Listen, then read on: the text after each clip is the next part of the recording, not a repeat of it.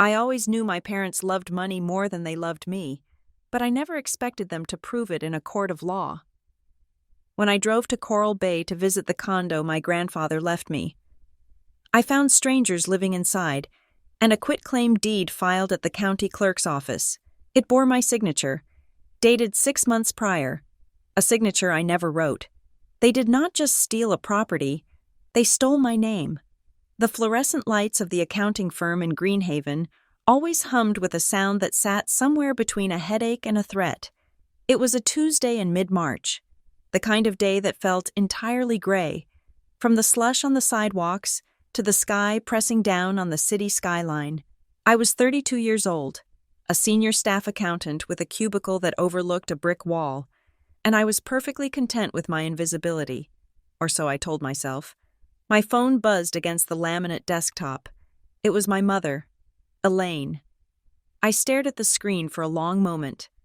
My mother did not call during work hours unless there was a catastrophe or a criticism that simply could not wait until the weekend. I picked it up, bracing myself for a comment about my hair or my lack of a husband. "Madeline," she said. Her voice was clipped, devoid of the usual preamble. "It is your grandfather, Patrick. He is gone." The hum of the office lights vanished. The world went silent. I did not scream. I did not cry. Not immediately. I just felt the air leave my lungs, as if someone had punched me in the diaphragm.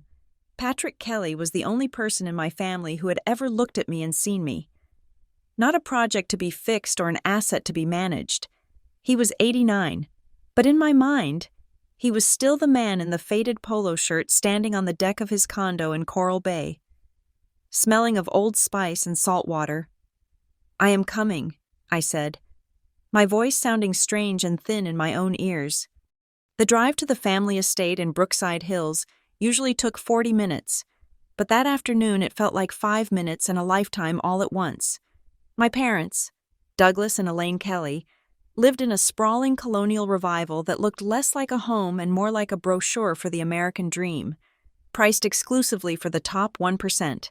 They ran the Kelly Meridian Group, a boutique investment firm that managed wealth for people who had summer homes in the Hamptons and winter chalets in Aspen. When I arrived, the house was already in motion. A catering van was in the driveway. My mother was in the foyer, directing a housekeeper on where to place the floral arrangements that had apparently been ordered within minutes of my grandfather's last breath. Elaine looked up as I entered. She was wearing a black cashmere cardigan that cost more than my monthly rent. Her eyes were dry, her makeup flawless. "You are here," she said, checking her watch. "Good. We need to discuss the obituary wording before the paper goes to print at 5. She did not hug me. She did not ask how I was. She handed me a tablet with a draft already written. I walked past her, needing to find my father, hoping that perhaps his grief would mirror mine. I found Douglas in his study, on the phone. "The market volatility is a concern." "Yes," he was saying, his voice smooth and reassuring, "but rest assured, the transition will be seamless. Yes, a sad loss. Thank you. We are coping." He hung up and looked at me. He nodded, a brief, professional acknowledgement. "Madeline," he said, "sad business, very sad. I hope you can take a few days off work. We will need help with the guests at the wake." That was the tone of the entire week.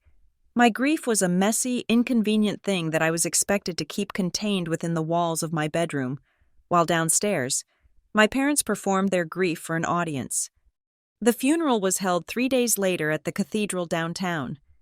It was a massive affair. Half the city's financial elite were there.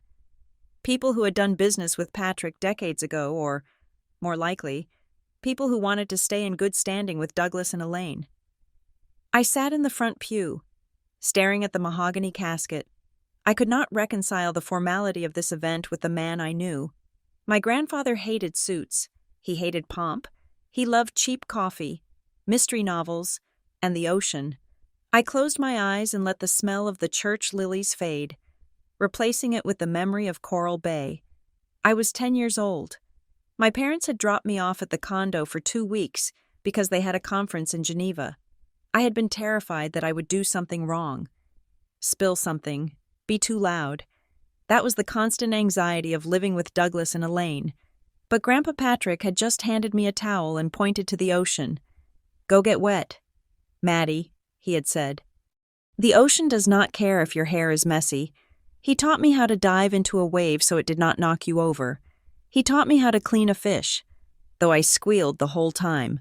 He sat with me on the balcony in the evenings, watching the sun bleed into the Gulf of Mexico, and told me that money was a tool, not a religion. "You are enough, Madeline," he told me once, when I was 16 and crying because I had gotten a B in chemistry and knew my parents would be disappointed. "Just as you are sturdy, you have a good heart, do not let them hollow you out." Now, sitting in the cold pew, I felt hollowed out. After the service, there was a reception at my parents' house. The noise was deafening, people holding crystal tumblers of scotch, murmuring condolences that sounded rehearsed. I stood in a corner, clutching a glass of water, watching my parents work the room. They were brilliant at it. Elaine held hands, dabbed at her eyes with a lace handkerchief at appropriate intervals, and accepted sympathies with a bowed head. Douglas clapped men on the shoulder, looking somber but strong. I drifted closer to them, needing a refill, and overheard my father talking to a man from the bank. "It is a lot of loose ends," Douglas said, his voice dropping slightly. "The estate is messy, properties in 3 counties. It is going to be a logistical nightmare." "Frankly," Elaine chimed in, her voice low, "and the tax implications. We are going to have to be very strategic. It is such an inconvenience to deal with this right at the end of the fiscal quarter. But we will manage." They were not talking about the loss of a father. They were talking about a portfolio adjustment. I turned away, sick to my stomach, and walked out to the garden. I sat on a stone bench in the dark, shivering in the March chill, wishing I was anywhere but there. The reading of the will took place the following Monday. It was at the offices of Henderson Wright, the firm that had handled my grandfather's affairs for 40 years. Mr. Henderson was a kind man with bushy eyebrows who had always given me peppermint candies when I was little. My parents sat on one side of the long conference table. I sat on the other. The room smelled of leather and lemon polish. Mr. Henderson went through the standard disbursements. There were charitable donations to the hospice center and the local library. There were set amounts for a few distant cousins. My parents listened with polite disinterest, waiting for the bulk of the estate, which everyone assumed would flow directly into the family trust managed by the Kelly Meridian Group. And then, Mr. Henderson turned a page. Regarding the residential property located at 4402 Shoreline Drive, Unit 4B, in Coral Bay, commonly known as the Beach Condo, Mr.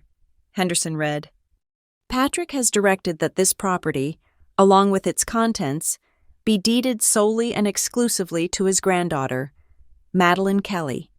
The silence in the room was absolute. My head snapped up. The condo? He left me the condo? I looked at my parents. The mask of polite grief had slipped. My mother's mouth was a tight, white line. My father was staring at Mr. Henderson as if the lawyer had just spoken in a foreign language. "Excuse me," Douglas said, his voice dangerously quiet. "I believe there must be a mistake. The Coral Bay property was meant to be rolled into the primary holding company. We discussed this with Patrick years ago." Mr. Henderson adjusted his glasses. "I can only speak to the document in front of me. Douglas, this will was updated 18 months ago. Patrick was quite specific. He wanted Madeline to have the condo. He felt it was a place she enjoyed." I felt a sudden, sharp burning behind my eyes. He remembered. He knew it was the only place I had ever felt safe. Elaine cleared her throat. It sounded like cracking ice. "Well, that is a lovely sentiment, of course. But Madeline lives in Greenhaven. She works full-time. She cannot possibly manage a vacation property 3 hours away. The HOA fees, the maintenance, the property taxes. It is a significant financial liability. It is mine," I said. The words came out before I could stop them. My parents turned their heads in unison to look at me. "Of course it is." "Dear," my mother said, her voice dropping into the patronizing register she used when explaining why I could not wear certain shoes. "We are not disputing the sentiment. We are talking about the reality. We have to look at estate equalization," my father said.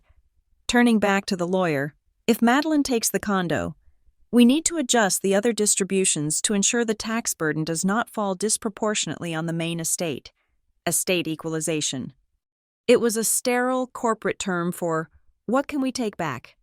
The meeting ended in a haze of legalese.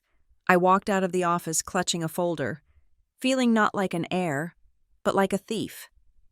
My parents walked me to the parking lot. "Madeline," my father said, stopping by my sensible sedan. He placed a hand on the roof of my car.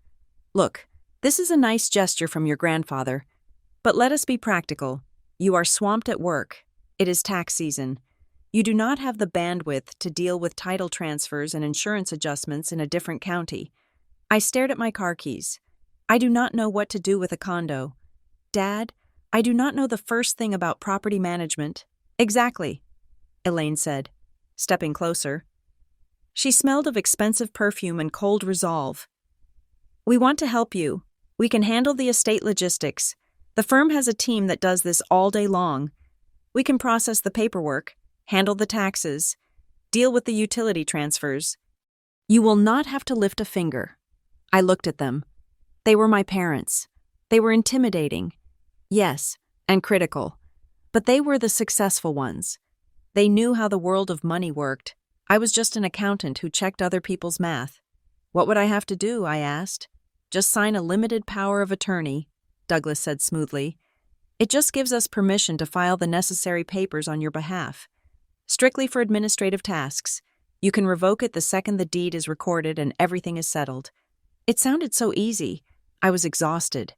The grief was a physical weight on my shoulders.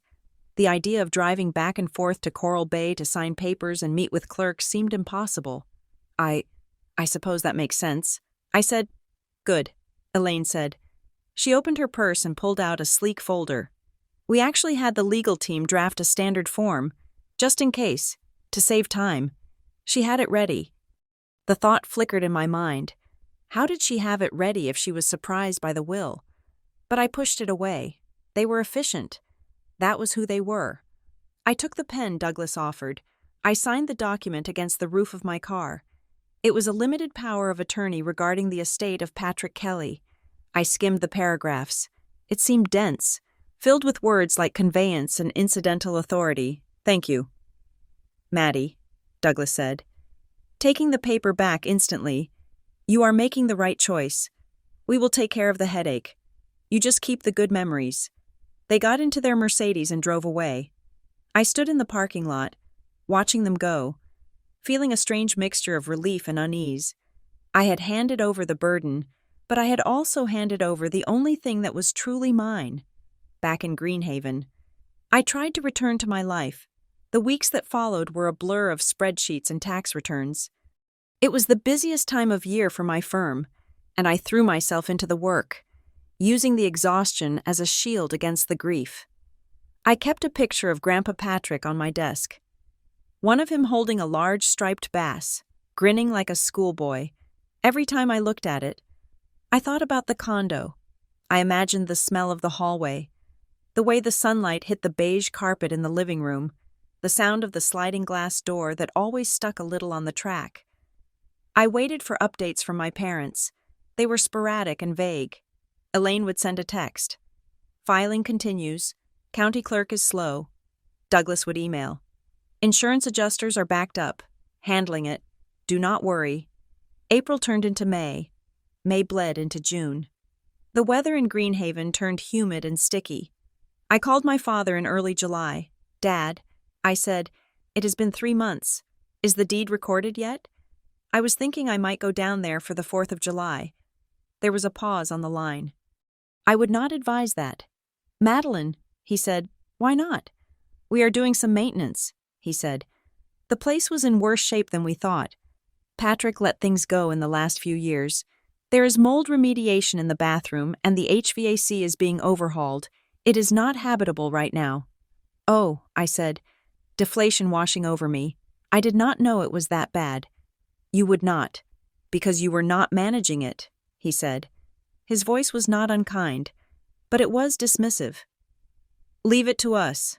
We are getting it up to market standards. Market standards? I asked. Why does that matter? I am not selling it. Figure of speech. Maddie, just standards of safety. We will let you know when it is ready. I hung up, feeling like a child who had been told to go play while the adults talked. August arrived, bringing with it an oppressive heat wave. My apartment's air conditioning unit rattled and wheezed. Struggling to keep the temperature below 80 degrees, I was tired. My soul felt tired. I missed my grandfather. One Tuesday night, unable to sleep, I pulled out my laptop and started scrolling through digital albums. I found a folder labeled Coral Bay 2018. There was a photo of the view from the balcony.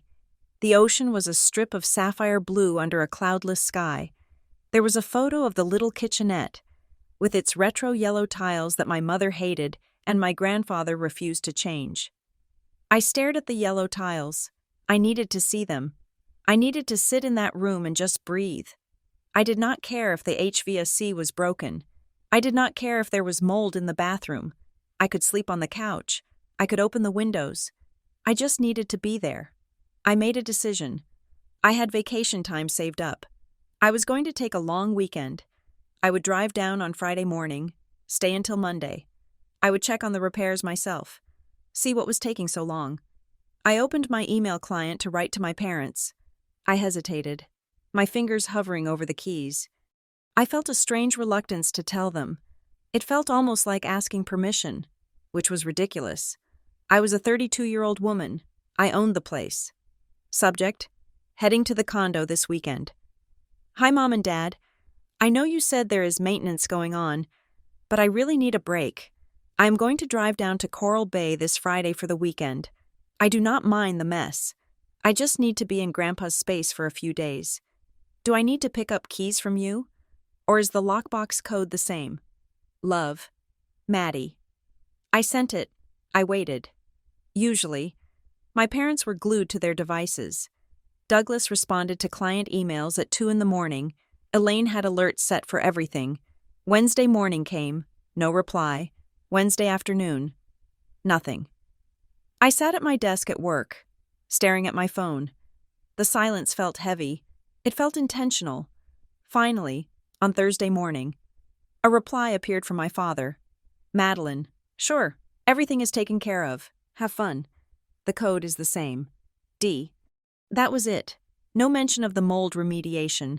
No warning about the HVAC. No offer to meet me or give me an update on the paperwork. Everything is taken care of. I read the sentence 3 times. It was a common phrase from my father.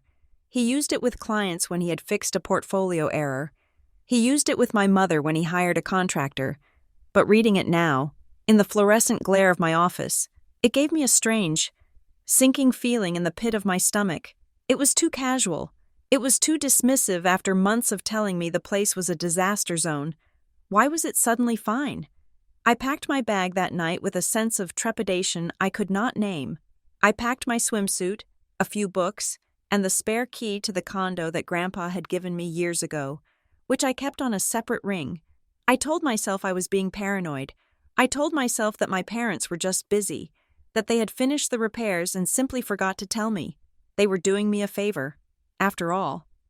But as I lay in bed that night, listening to the city traffic outside, I could not shake the feeling that I was walking into something I did not understand. I felt like a swimmer who had gone out too far, unaware of the rip current forming beneath the surface. I fell asleep dreaming of the ocean. But in the dream, the water was gray, and the tide was pulling me away from the shore, no matter how hard I swam. The next morning, I got into my car and pointed it south, toward the coast, toward the truth. I drove in silence for the first hour, the city giving way to suburbs, and suburbs giving way to the flat. Pine-lined highways that led to the water. I tried to focus on the road, but my mind kept circling back to that meeting in the lawyer's office. Estate equalization, limited power of attorney, everything is taken care of. I gripped the steering wheel tighter. I was going to Coral Bay. I was going to walk into my grandfather's condo. I was going to sit on his balcony and drink coffee and reclaim the part of myself that had died with him. I did not know yet that the key in my pocket would not fit the lock. I did not know that the yellow tiles were gone. I did not know that the rip current was already pulling me under. I just drove, watching the miles tick down, driving straight toward the storm my parents had quietly, efficiently, and lovingly prepared for me. The drive to Coral Bay took 4 hours. But as the highway finally narrowed into the 2-lane coastal road, the knot in my chest began to loosen. It was a familiar decompression, one I had felt every summer since I was 5 years old. The air changed first. The scent of hot asphalt and pine trees gave way to the heavy, briny perfume of the salt marsh. The light changed next, becoming sharper, harder, reflecting off the water that peeked through the gaps in the dunes. I rolled down the windows of my sedan, letting the humid air rush in. It messed up my hair, but I did not care. This was the air my grandfather breathed. This was the wind that had weathered his face into a map of laugh lines and deep creases. I passed the welcome sign for Coral Bay, faded from years of sun. The town looked mostly the same, though I noticed a few new developments. A sleek coffee shop had replaced the bait and tackle store near the bridge. A block of pastel-colored townhouses stood where an old crab shack used to be. Progress. People called it, my grandfather used to call it, the sanitization of the soul. I turned onto Shoreline Drive. My heart did a little stutter step. The road curved along the oceanfront, lined with mid-century condominium complexes that had survived hurricanes and real estate booms. There it was, the Sandpiper. It was a modest 3-story building, painted a soft, creamy yellow with white railings. It looked exactly as I remembered it. I pulled into the visitor lot, avoiding the assigned spaces because I did not have my permit sticker yet. I killed the engine and just sat there for a moment. Gripping the steering wheel, "I am here, Grandpa," I whispered. I grabbed my bag and walked toward the building. The sound of the gulls overhead was a raucous, laughing cry that instantly transported me back to being 10 years old, running across the parking lot with sandy feet. I took the stairs 2 at a time, my energy surging. Unit 4B was on the 2nd floor, the corner unit with the best view of the sunset. I reached the 2nd floor landing and turned the corner. I stopped. The door to Unit 4B was painted a dark, glossy navy blue. My grandfather's door had been white, always white. He said dark colors absorbed too much heat. I stood there, my bag heavy on my shoulder, staring at the paint. Maybe the HOA forced a color change? That happens sometimes. I took a step closer and looked down. The woven straw mat that had been there for a decade, the one that shed bristles every time you wiped your feet, was gone. In its place was a thick, rubberized mat with a modern geometric design. My gaze moved up, where the old mechanical dial lockbox had hung from the doorknob, the one I had memorized the combination to when I was 12. There was nothing. Instead, a sleek, digital keypad with a touchscreen was mounted directly onto the deadbolt, and above it, blinking with a tiny, malevolent blue light, was a video doorbell camera. The sinking feeling I had felt back in Greenhaven returned, but this time, it was not a vague unease. It was a cold, physical drop, like missing a step in the dark. This was not right. I checked the unit number again, 4B. This was the right door. Maybe the maintenance my parents mentioned was more extensive than they said. Maybe they upgraded the security system. That would be just like Douglas, installing high-tech surveillance on a beach shack. I reached into my pocket and pulled out the key Grandpa had given me. It was a simple brass key, worn smooth by years of use. I hesitated. Feeling the eye of the camera on me, I felt like an intruder. I slid the key into the lock cylinder beneath the keypad. It did not go in. I frowned and tried again. Wiggling it, the keyway was different. The shape was wrong. I stepped back, confused. Had they changed the locks? Of course, if they were doing construction, they would change the locks for the contractors. But why did my father tell me the code was the same? There was no code to enter here, just a touchscreen that was currently dark. I reached out to knock, but before my knuckles could graze the wood, the door swung open. I jumped back, startled. A man stood in the doorway. He was in his late 40s, wearing khaki shorts and a linen shirt that looked expensive. He was holding a glass of iced tea. He looked at me with a mixture of confusion and mild annoyance. "Can I help you?" he asked. I stared at him. He was tanned, relaxed, standing in my grandfather's hallway as if he belonged there. Behind him, I could see the living room. The beige carpet was gone, replaced by hardwood. The walls were a pale gray. The smell of Old Spice and mildew was gone, replaced by a citrus air freshener. I am sorry," I stammered. "I think there has been a mistake. I am looking for the Kelly condo." The man took a sip of his tea. Leaning against the doorframe, he did not look like a squatter.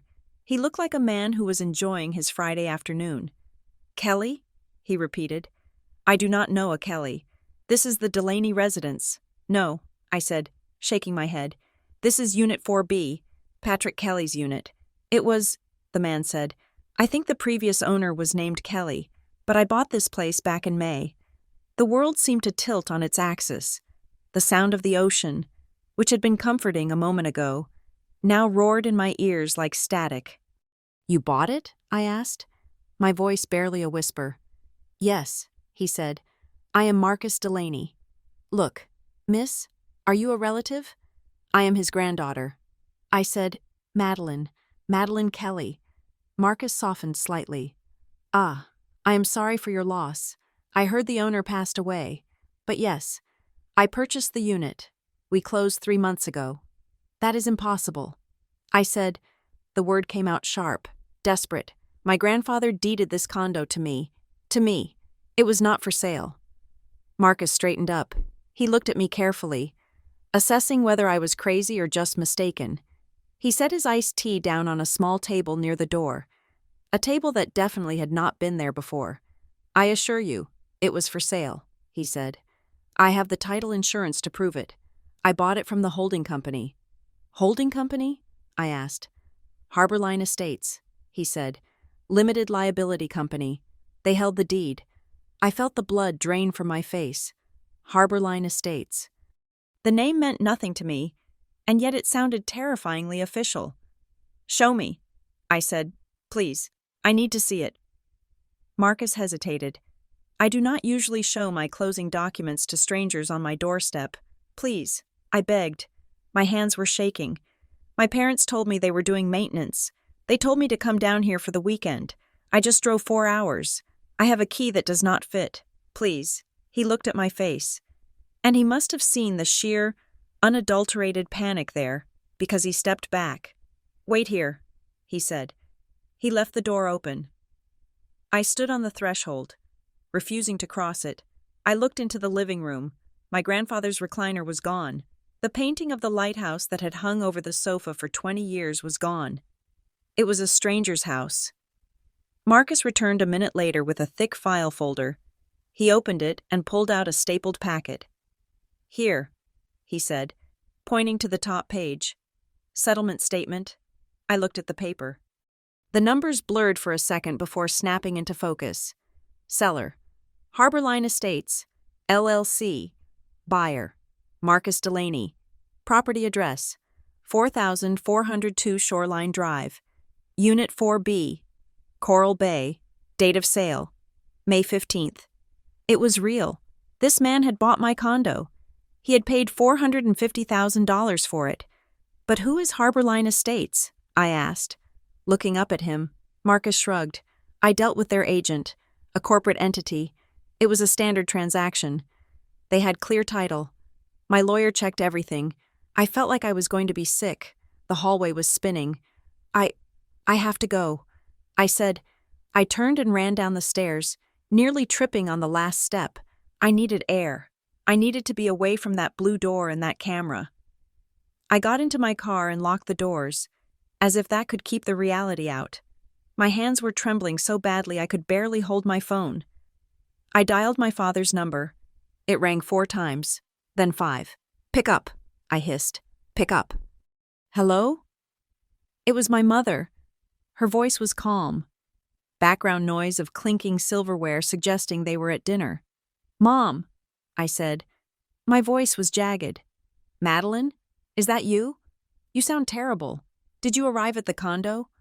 "I am at the condo," I said, fighting to keep my voice steady. "Except it is not our condo. There is a man living here. Mom, a man named Marcus." There was a silence on the other end, a long, heavy silence. "Mom," I said, "he says he bought the place. He says he bought it in May." "Madeline, you are being hysterical," Elaine said. Her tone shifted instantly from casual to that soothing, condescending pitch she used when I was a teenager. "I am not being hysterical," I shouted. "I am standing in the parking lot. He has closing documents. He bought it from a company called Harborline Estates." "Madeline, lower your voice," she snapped. "You are making a scene. Tell me what is going on." I demanded. "Grandpa left that condo to me." "How did a company sell it?" Douglas's voice came on the line. He must have taken the phone from her. "Madeline, listen to me," he said. His voice was firm, the voice he used to close deals. "There has clearly been a misunderstanding with the paperwork." "A misunderstanding?" I choked out. "You sold it?" "We did not sell it," Douglas said. "We moved it into a holding vehicle for tax purposes. We told you about the estate equalization. You told me you were handling the logistics. You did not tell me you were selling it to a stranger. It is complicated." Douglas said, "The market was volatile. The asset was depreciating.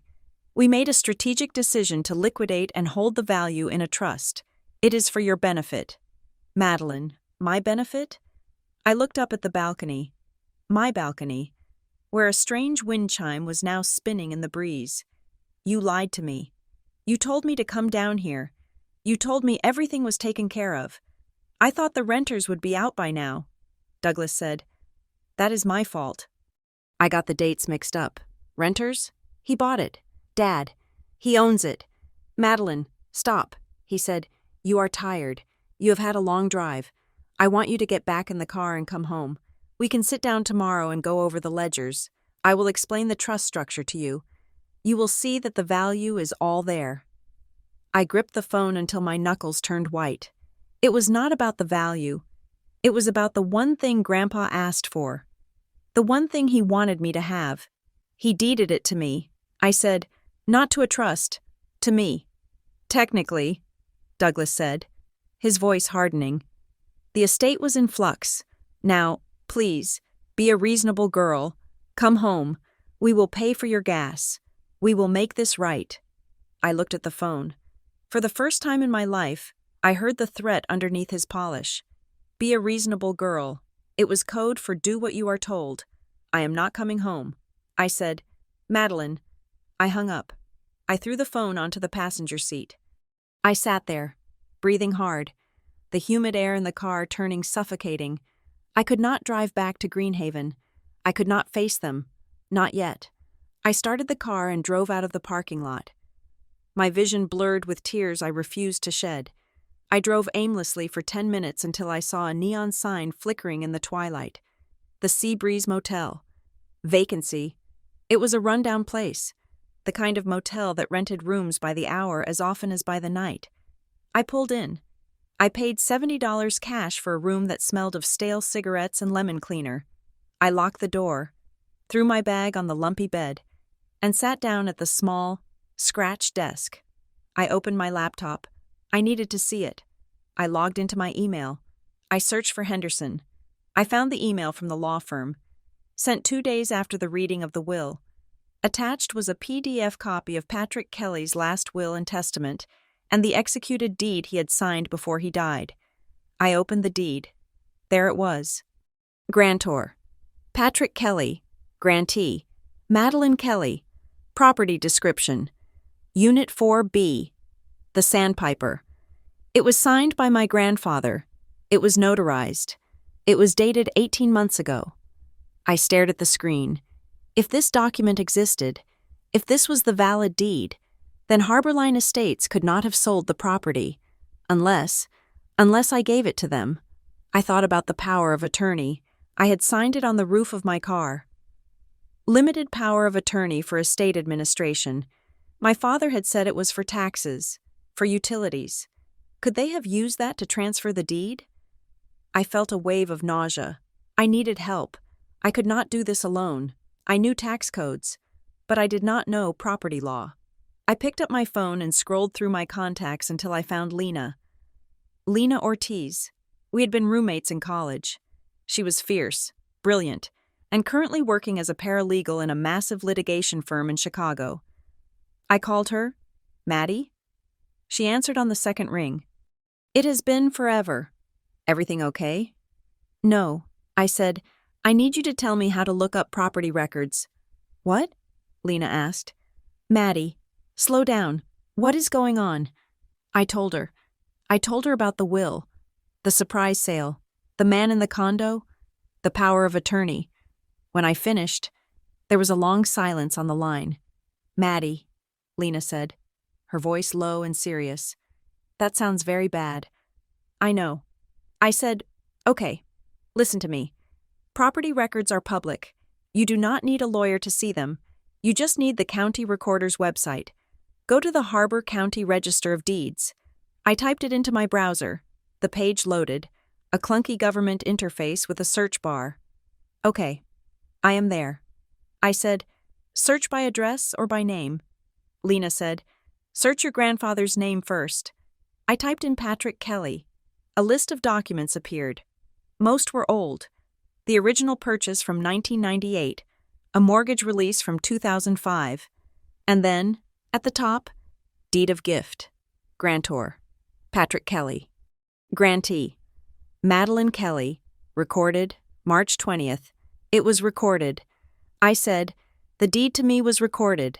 It is official. Okay, Lena said. Now search your name. Search Madeline Kelly as the grantor. My finger hovered over the enter key. I was afraid of what I would find. Do it, Maddie, Lena said. I hit enter. One result appeared. Quitclaim deed. Grantor, Madeline Kelly. Grantee, Harborline Estates, LLC. Recorded. April 10th. The room went cold. I did not do this. I whispered, open it. Lena said, look at the image. I clicked the PDF icon. The document opened. It was a standard quitclaim deed, a single page that stripped me of my inheritance. I scrolled down to the signature line. There, above the printed name, Madeline Kelly, was a signature.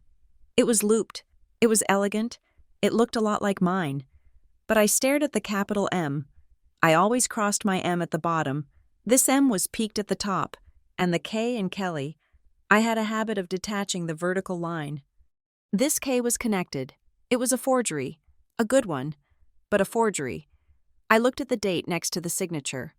April 8th. On April 8th. I was in Greenhaven, filing corporate tax returns for a client until midnight. I had receipts. I had timesheets. I was nowhere near Coral Bay. I looked at the notary stamp at the bottom of the page. Caitlin Marrow, Notary Public. Commission expires. 2028. State of Florida. I zoomed in on the notary's location. The stamp indicated the notarization took place in Oak Haven County. Oak Haven? I asked aloud. What is it? Lena asked. The notary. I said, it says this was signed in Oak Haven. Lena, that is 3 hours west of here. It is a tiny rural town. I have never been to Oak Haven in my life. Why would I go to a random town 3 hours inland to sign a deed giving away my condo? You wouldn't? Lena said, Maddie, this is fraud. This is straight-up forgery. I stared at the screen. The betrayal was no longer a vague feeling of family dysfunction. It was black ink on white paper. My parents did not just use a loophole. They did not just use the power of attorney I foolishly signed. The power of attorney would have listed them as signing on my behalf. This document pretended that I had signed it. They forged my name. I said, my voice sounded hollow. They stole my identity. Maddie, Lena said, her voice urgent. You need to print that. You need to download everything. And you need to find a lawyer, not your parents' lawyer, a shark. I hung up the phone. I sat in the dim light of the motel room, the glow of the laptop illuminating the fake signature. I thought about my father's voice on the phone. be a reasonable girl. I thought about my mother's performance at the funeral. I thought about Grandpa Patrick, telling me to be sturdy. I reached out and touched the screen, tracing the curve of the signature that was not mine. They thought I would never check. They thought I would just accept the trust and the logistics and the money they would eventually drip-feed me to keep me quiet. They thought I was the same Madeline who sat in the corner at parties and apologized for taking up space. I saved the file. Then I saved it again to a cloud drive. Then I emailed it to myself. I walked to the window and pulled back the cheap curtain. Outside, the neon sign buzzed. Vacancy. There was a vacancy in my heart where my family used to be. But as I stared at the parking lot, I felt something else filling that space. It was not grief. It was not fear. It was a cold, hard resolve. I was not going home. I was staying in Coral Bay, and I was going to burn Harborline Estates to the ground, one piece of paper at a time. The drive from the Seabreeze Motel to the wrought iron gates of Brookside Hills was a blur of highway markers and white-knuckle tension. I had barely slept, my body humming with a toxic mixture of caffeine and adrenaline. Every time I closed my eyes, I saw the signature on the quitclaim deed, that peaked M, that connected K, mocking me from the screen of my laptop. It was Saturday morning. The sky was a painfully bright blue, the kind of day that belonged in a catalog for luxury living, which was exactly what my parents' neighborhood was. Brookside Hills was not just a suburb, it was a statement. The lawns were manicured to within an inch of their lives. The hedges were geometric impossibilities. And the silence was heavy, broken only by the hum of expensive landscaping equipment. I pulled my dusty sedan into the circular driveway of my parents' estate. It looked like an interloper next to the glossy black SUVs parked near the garage. The house loomed over me, a colonial revival beast with pillars that seemed to frown down at my arrival. I grabbed the manila folder from the passenger seat, the one containing the printouts I had made at the motel's business center at 3 a.m, and stepped out. I did not knock. I still had a key, a relic from a childhood I was rapidly beginning to question. I let myself in. The air inside was cool and smelled of lilies and furniture polish. It was the smell of my youth, a scent that used to mean safety but now smelled like concealment. "Mom? Dad?" I called out. My voice echoed in the 2-story foyer. In the kitchen, Madeline. My mother's voice floated back. She sounded calm, unbothered. I walked down the hallway, past the gallery wall of family photos. Madeline at graduation. Madeline at her first recital. Douglas and Elaine shaking hands with a senator. We looked like the perfect American family. I wondered how many lies were hidden behind those glass frames. I entered the kitchen. It was a cavernous space dominated by a massive marble island that cost more than my annual salary. Elaine was standing there, arranging white hydrangeas in a crystal vase.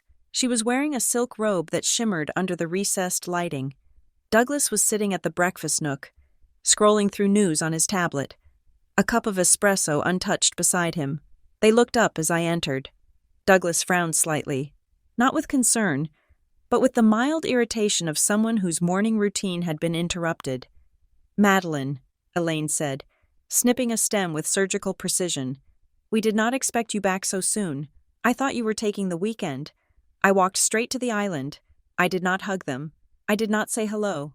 I felt a strange vibration in my hands, a tremor that I tried to hide by gripping the folder tighter. I went to the condo. I said, Elaine paused, the shears hovering over a bloom. "Oh? Well, as we told you, it is not really an estate for visitors right now." "No, it is not," I said, "because a man named Marcus Delaney lives there. He owns it." Douglas sighed, setting his tablet down on the table with a sharp click. He stood up and walked over to the island. Standing next to my mother, it was a united front, the wall of Kelly Meridian Group. We discussed this on the phone. "Madeline," Douglas said. His voice was smooth, patronizingly low. "It was a strategic asset liquidation. We were going to sit you down and explain the trust structure once the quarter closed." "Stop," I said. I opened the folder. I pulled out the first sheet of paper. The quitclaim deed. I slammed it down on the cold marble surface. The sound was like a gunshot in the quiet kitchen. "Explain this," I said. Elaine looked down at the paper. She did not flinch. She barely blinked. She looked at the document with the same critical detachment she used to inspect a spot on the carpet. "It is a quit-claim deed," she said. "It transfers the condo from me to Harbor Line Estates," I said. "Correct," Douglas said. He picked up his espresso cup. "Harbor Line is the holding entity. It protects the asset from liability. It is standard estate planning." I pointed to the bottom of the page. "Look at the signature." They looked. "That is your signature, Madeline," Elaine said. She looked up at me, her eyes wide and innocent, a performance worthy of a stage. "No," I said. "It is not." Douglas let out a short, incredulous laugh. "Madeline, please. You signed a stack of documents in the lawyer's office. You signed the power of attorney on the car. You were grieving. You were overwhelmed. You do not remember every single piece of paper you put your pen to. I remember this," I said, my voice rising. "I remember that I was in Greenhaven on April 8th. I was at work. I have timesheets. I have witnesses. I was not in Oakhaven County, 3 hours inland, signing a deed in front of a notary I have never met." Elaine set the shears down. She wiped her hands on a linen towel. "Honey," she said, softening her voice to a terrifying degree, "you are confused. Grief does strange things to the memory. We handled the paperwork to help you. The condo was a financial liability. The HOA fees alone were skyrocketing, and the assessment for the seawall, it would have drowned you. We did this for your benefit." "For my benefit?" I asked. "You sold it for $450,000. Where is that money?" "It is in the trust," Douglas said quickly. "Being reinvested, growing. You will see the returns in due time." "I do not want returns," I shouted. "I wanted the condo. Grandpa gave it to me." I realized then that I was shaking. I had never shouted at my parents before. In this house, raising your voice was considered a failure of character. Douglas's face hardened. The smooth corporate mask slipped just a fraction, revealing the steel beneath. "Lower your voice," he commanded. "I will not," I said. I stepped closer to the island, leaning over the marble. I looked him in the eye. I never signed this deed. Someone forged my name. The room went dead silent. The hum of the refrigerator seemed deafening. Douglas placed his hands flat on the counter. He leaned in, matching my posture. "That is a very serious allegation. Madeline," he said. His voice was ice. "You are accusing your parents of a felony. Do you have any idea what that sounds like? How ungrateful that sounds." "It sounds like the truth." I said. "You are being dramatic," Elaine said, shaking her head. "Just like when you were a teenager, always inventing tragedies to get attention. You signed it. Madeline, you just forgot." I did not forget. I heard a noise behind me. I turned. Standing in the doorway to the kitchen was my cousin, Riley. She was 19, taking a gap year, and had been staying with my parents for a few weeks while she sorted out her life. She was wearing oversized pajamas and holding a bowl of cereal, looking wide-eyed and terrified. "Riley," Elaine said, her voice snapping back to perfect hostess mode instantly, "go back to the guest wing. Sweetie, this is a private family discussion." Riley looked at me, then at Douglas, then at the paper on the counter. She did not move for a second.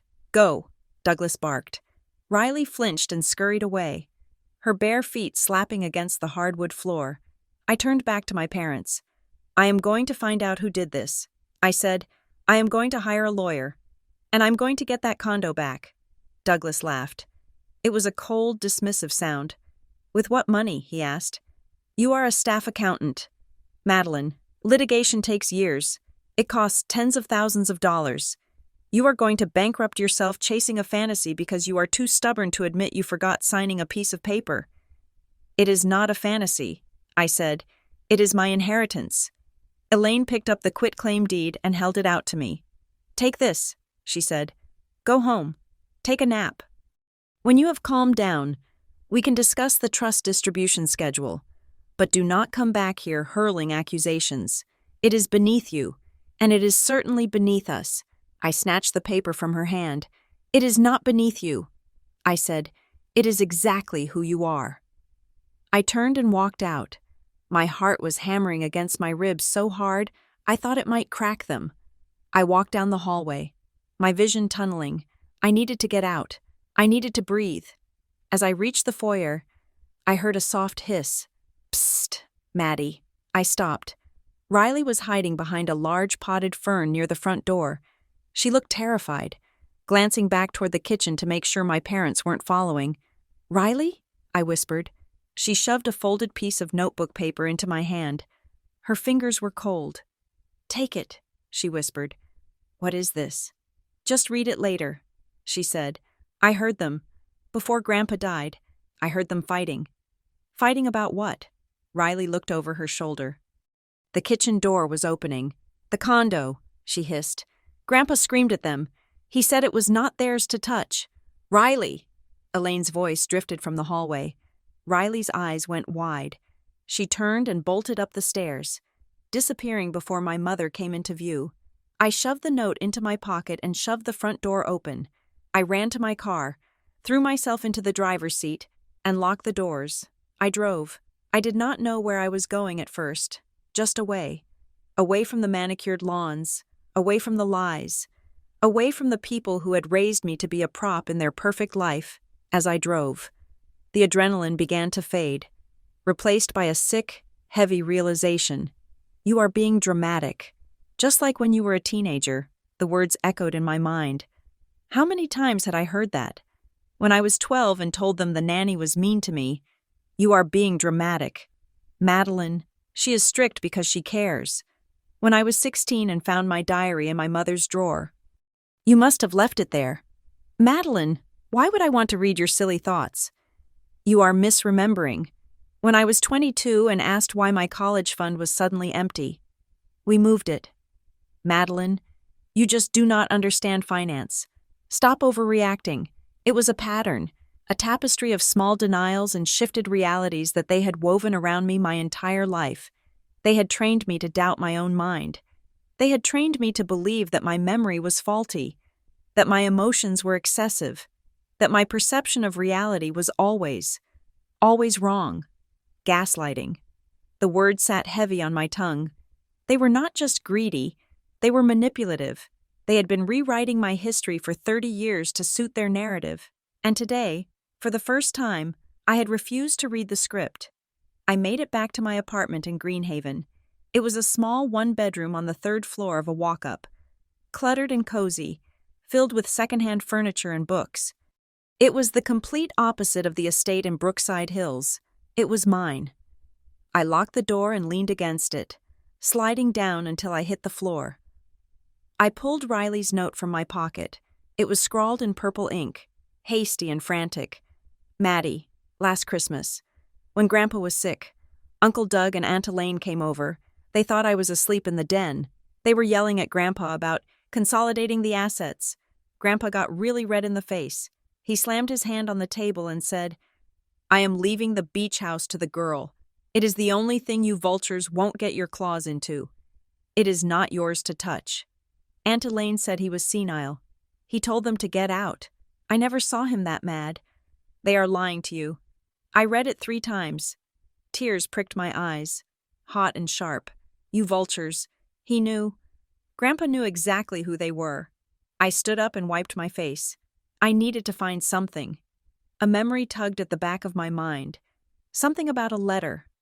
Grandpa Patrick was old-fashioned. He wrote letters. He sent me birthday cards with $20 bills and long, rambling notes about the tides and the birds. I went to my closet and dragged out a plastic storage bin labeled sentimental. It was filled with old playbills, photos, and bundles of letters tied with ribbon. I sat on the floor, surrounded by dust motes dancing in the afternoon sun. I dug through the pile, birthday cards, Christmas cards, a postcard from a fishing trip he took in 2010, and then, at the bottom, an envelope I had received 4 years ago. I remembered opening it, skimming it, and putting it away because I had been studying for my CPA exam and was too busy to decipher his shaky handwriting. I opened it. The paper was yellowed, smelling faintly of tobacco and mint. My dearest Maddie, I am writing this because my memory is not what it used to be, and I want to make sure I say this while I'm still clear. Your parents were here today. They brought papers. They want me to move the Coral Bay property into a trust. They say it is for taxes. They say it is for the family. I chased them off. I told them no. They did not like that. There was a time, Maddie, when we did not speak for 6 months because I refused to invest in one of Douglas's schemes. They never told you that, did they? They probably told you I was on a trip. I am locking one good thing away in your name so they cannot smooth-talk you out of it. That condo is yours. It is my escape, and I want it to be yours. Do not let them trade it for shares in a portfolio. Some things are worth more than a return on investment. Love, Grandpa. I held the letter to my chest and let out a sob that sounded like something breaking. He had tried to warn me. 4 years ago. He had tried to warn me, and I had been too busy, too wrapped up in the life my parents approved of, to listen. They never told you that, did they? No. They had told me Grandpa was traveling in Europe that year. They had lied. They had lied about everything. I stood up. The sadness was evaporating, replaced by a cold, hard clarity. The doubt that Douglas had planted in the kitchen, maybe I did forget. Maybe I am crazy, withered and died. I was not crazy. I was the victim of a long con. I went to my desk. I scanned the letter from Grandpa. I scanned Riley's note. I opened my email and attached them both to a message addressed to Lena. Subject: It is worse than we thought. Lena, I confronted them. They denied everything. They told me I signed it and forgot. They tried to gaslight me into dropping it. But I found this letter from Grandpa, and my cousin witnessed them fighting about it. They knew he wanted me to have it. They forged the deed to bypass his will. What do I do? I hit send. 10 minutes later, my phone buzzed. It was a text from Lena. Get a lawyer. Now. This is not a dispute anymore. Maddie, this is predatory. And if they are willing to forge a deed, they are willing to do worse to cover it up. I am sending you 3 names of property litigators in Coral Bay. Call them Monday morning. I stared at the screen. Predatory. The sun began to set, casting long shadows across my apartment. I did not turn on the lights. I sat in the dark, watching the streetlights flicker on outside. My phone buzzed again. A voicemail notification. I did not recognize the number. It was an area code from Coral Bay. I pressed play and held the phone to my ear. Hi? Ms. Kelly? Or is it Miss Kelly? My name is Owen Hollis. I was your grandfather's neighbor. I lived in Unit 4A at the Sandpiper for 10 years. I heard through the grapevine, through the current owner, Marcus, that there is some trouble with the title. The man's voice was raspy, hesitant. I debated calling you, but something has been eating at me. About 5 months ago, back in April, I was at the Harborview Bank on Main Street. I saw your parents there. I knew them by sight because they used to visit Patrick. I went over to say hello, to offer condolences. He paused. I held my breath. Your mother was at the teller window. She was signing a document. I heard the teller ask her to confirm the signature, and I heard your mother say, "Yes, I am Madeline Kelly." My blood ran cold. I thought it was weird at the time. You know, why she would say that. But I figured maybe it was some executor thing I didn't understand. But now that I hear you are fighting for the deed, it didn't sit right with me. She didn't just sign for you, miss. She looked the teller in the eye and said she was you. Anyway, I thought you should know. The voicemail ended. I lowered the phone. The silence in the apartment was heavy, but it was no longer empty. It was filled with the ghosts of my parents' lies. She had stood in a bank. She had used my name. She had stolen my identity with the same casual ease she used to arrange flowers. This was not a misunderstanding. This was not a mistake. This was a crime.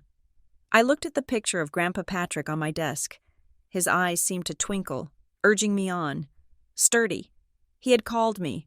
I dialed Lena's number again. Did you get the names? She asked immediately. I got them. I said. My voice was steady now. Cold. But I need you to tell me something else first. What? If I have a witness who saw my mother impersonating me at a bank, I said, is that enough for a civil suit? Lena was silent for a heartbeat. Maddie, she said, her voice dropping to a whisper, if you have a witness who saw that, that is not just a civil suit. That is a criminal indictment. Good. I said. I hung up. I sat in the dark, clutching the phone, and for the first time in months, I did not feel helpless. I felt dangerous. They wanted a fight? They wanted to talk about serious allegations? I was going to give them a war. My hand hovered over the call button on my phone. The voicemail from Owen Hollis had ended 3 minutes ago, but his raspy voice was still echoing in the quiet of my apartment, dismantling the last shred of doubt I had been clinging to. She looked the teller in the eye and said she was you. I pressed the button. Owen picked up on the second ring. Hello? Mr. Hollis, I said, my voice tight. This is Madeline Kelly. I just got your message. Oh. There was a pause, the sound of a television humming in the background. I was not sure if you would call back. It is a strange thing to leave on a voicemail. I need you to tell me exactly what you saw. I said, please, it is important. Owen cleared his throat. Well, like I said, it was back in April, mid-April, I think. I was at the Harborview Bank branch on Main Street in Coral Bay. I was depositing a check. I looked over at the desk where the personal bankers sit. You know, behind the glass partition? Yes. I said, I saw your parents, Douglas and Elaine. I knew them because they used to park in the visitor spot next to mine when they came to check on Patrick. They were sitting with a banker. Your father was leaning back in his chair, looking bored. But your mother was signing a stack of papers. I gripped the phone tighter. Did you hear them speak? I did. Owen said, I walked past them to get to the exit. As I passed, the banker, a young woman with glasses, pushed a document toward your mother and said, I just need one more signature here. Ms. Kelly. And your mother smiled, signed it, and said, of course, Madeline Kelly, dated today.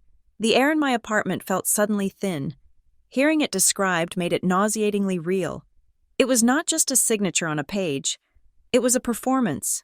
My mother, who critiqued my posture and my career choices, had worn my name like a costume to rob me. Did they see you? I asked. No, Owen said. They were too focused on the paperwork. But it stuck with me. Miss, because Patrick had just died. And I knew you were Madeline. I had seen you on the balcony with him. You do not look anything like your mother. She has that blonde hair. And you are, well, you have Patrick's dark hair. Yes, I said, I do. I am sorry to be the bearer of bad news, Owen said gently.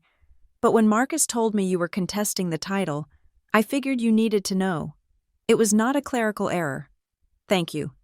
Owen, I said, my voice trembling, you have no idea how much this helps. I hung up and sat in the dark for a long time. My heart was racing, a frantic, thumping rhythm against my ribs. I felt violated. It was a physical sensation, like coming home to find your front door kicked in and your drawers overturned. I could not do this alone. Lena was right. I was an accountant. I understood ledgers and tax codes. I did not understand the predatory mechanics of what my parents had done. I needed a weapon.